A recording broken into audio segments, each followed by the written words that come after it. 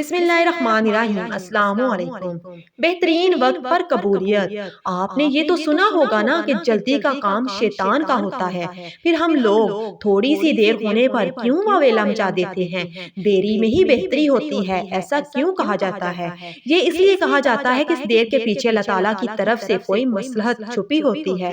اب مصلحت سے مراد اللہ تعالیٰ کی بہتری ہی ہوئی، اور وہ چیز بھی جو ہمیں اللہ پاک صحیح وقت پر دے گا، اس وقت ہمیں اس چیز کی زیادہ قدر ہوگی بجائے اس کے کہ ابھی ہمیں وہ چیز مل گئی تو پتہ ہے کیا ہوگا، ہم اس چیز کی قدر کھو دیں گے۔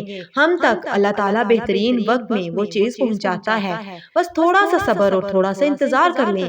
آپ کا انتظار اور صبر یوں بیکار اور رائے گا نہیں جائے گا۔ آپ اللہ پر توکل اور یقین رکھیں۔ جیسے ہر چیز کا وقت مقرر ہے، اس طرح قبولیت کا بھی وقت مقرر ہے۔ کیا آپ نے دیکھا ہے وقت سے پہلے ہی کوئی بچہ بڑا ہو جائے یا رات دن کے وقت کبھی آئی ہو؟ اس لیے یقین رکھیں اللہ پر، وہ بہتر نہیں بہترین دے گا انشاءاللہ۔